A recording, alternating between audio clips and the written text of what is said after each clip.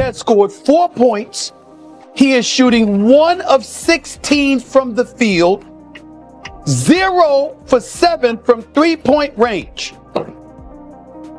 How are you doing him favors? We know that he's not ready yet. On the other team, and early in the game, JJ Redick had an issue not with the shots Bronny was taking, but it was the ones he was turning down. And in the past, JJ Redick has said himself that he doesn't care if his players are shooting good shots and they miss. He only cares if they're turning them down, which you see Bronny doing here early. And JJ had this to say to him. The start tonight. We've seen plenty of action. November 15th, 2025. The whole basketball world locked in on Milwaukee. The Lakers were missing 3 key players, and JJ Redick made a move that had everyone raising their eyebrows. He started Bronny James in a game that actually mattered. 10 minutes later, the box score looked exactly like the nightmare people tried to ignore but knew was coming. 0 points, 0 made shots, and a whole lot of voices finally sang out loud what they've whispered for months. He's not ready. Meanwhile, across the hoops world, Kiyan Anthony just casually dropped 40 at a major tournament like it was any random weekday. He's heading to Syracuse with his father's legacy on his back. But the difference is wild. He's bringing real numbers, real production, and skills nobody can pretend not to see. So let's dig into the question that's making folks uncomfortable. Is Bronny James the most overrated young player in basketball right now? And did LeBron accidentally hurt his own son's career by blasting him into the spotlight way too early, long before he was built for that type of pressure? The Milwaukee Bucks game wasn't supposed to flip like this. With LeBron out, plus Marcus Smart and Rui Hachimura also sidelined, JJ Redick gave Bronny his moment. This was his second career start, but the first one where the pressure was actually real and everything went sideways faster than anyone expected. Bro played just 10 minutes. That's fewer minutes than 3 nudes coming off the bench. Syracuse, yeah, I just want to thank both of the coaching staffs for recruiting me and going on a visit to Syracuse and USC, which are which are opposite sides of the country. One being California, one being up here in New York. So just want to thank both of them for coming to all my practices, coming to all my games. And yeah, but at the end of the day, only one can stay. And with that being said, we come in to Syracuse University. Woo! Whoa, wow, listen. Mom and dad, man, listen. Hold on, niggas got hats in there. Yeah, okay. Oh, yo. Okay. I can fit this. Let's go. Jack, orange. Come on, coming. Let me go. Choose.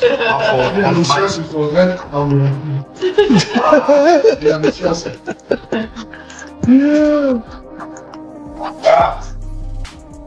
Alright, now we can get to working. Didn't even bother guarding Bronny James. They backed off on every possession, barely acknowledging him on the perimeter. And by ignoring him, they completely wrecked the Lakers' spacing. This wasn't just a random off night either. Before that Milwaukee game, Bronny was averaging 2.3 points and 1.9 assists in a little over 12 minutes per game, while shooting 29.2% from the field and 25% from 3. Those numbers aren't just below NBA standards, they're barely G League level. Yet there he was, wearing a Lakers jersey with James on the back, standing in the starting lineup of one of the most storied franchises in sports. And the person who unintentionally amplified all this pressure was his own father. Stephen A. Smith had seen this entire situation coming from miles away. Everything erupted on March 6, 2025, during the Lakers-Knicks game, when LeBron James walked straight up to Stephen A. courtside during a timeout and confronted him on live television. The cameras captured the entire exchange. LeBron looked furious, and according to Stephen A., the language he used was far too explicit for broadcast. Stephen A. said LeBron told him to stop talking about his son, and the clip went instantly viral, racking up millions of views within hours. But the next day on Pleading with LeBron James as a father, stop this. Stop this. We all know that Bronny James is in the NBA because of his dad. We love what we're seeing from him in the G League because that's where you belong. As you hone your skills and you get better, and you legitimately earn, which I believe he has the potential to do, I am rooting for Bronny James. It would be cool to root against him. It's a wonderful kid. I wish him nothing but the best. But he's LeBron James' son. And everybody knows what attention that brings. Stephen A. dropped something even wilder when he later explained that he felt completely set up during that courtside confrontation. He said, "Think about it. You're LeBron James in a packed arena with cameras everywhere, yet the only clip that went viral was a perfectly framed, clean shot of LeBron stepping directly into Stephen A.'s face. No extra angles, no added context." According to Stephen A., there's no way that happened by coincidence. He genuinely believes it was orchestrated. And when people asked whether he and LeBron ever resolved things, Stephen A. shut it down immediately, saying, "I don't like his ass and he doesn't like me." Their relationship was finished, done for good. Stephen A.'s core point never changed.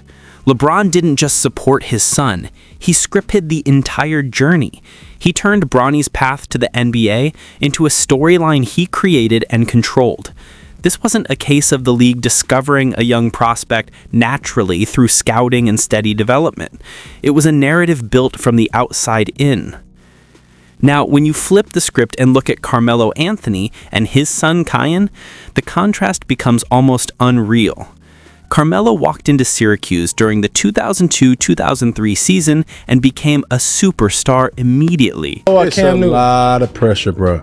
It's a lot of pressure. And as a father, you can tell your children how much and what they're going to be faced up against, but sooner or later, you got to. In the championship game against Kansas, Carmelo added another dominant performance with 20 points and 10 rebounds, leading Syracuse to an 81-78 victory and earning the NCAA tournament's Most Outstanding Player award. Coach Jim Boeheim called Carmelo by far the best player in college basketball, and he wasn't exaggerating. Carmelo had superstar presence from the beginning. After just one season, he entered the NBA draft and was selected 3rd overall in 2003. His professional resume is massive. Over 28,000 career points, 10 All-Star appearances, 6 All-NBA selections, a spot on the NBA's 75th anniversary team, and 3 Olympic gold medals in 2008, 2012, and 2016, plus a bronze in 2004. That makes Carmelo Anthony the most decorated male Olympic basketball player in U.S. history. The only thing missing from his career is an NBA championship, and while critics bring that up, his legacy remains enormous without it. He's a college champion, an Olympic icon, and one of the purest scorers the sport has ever seen. Carmelo's relationship with Syracuse goes far deeper than nostalgia. Skilled, smooth scorer, high volume shot taker and maker, plays with an aggressive scoring mentality and is constantly hunting buckets. He's had the ultimate green light, particularly in the EYBL, so he has a tendency to settle for tough shots at times, but there are few players in high school basketball better equipped to make shots with such high degrees of difficulties.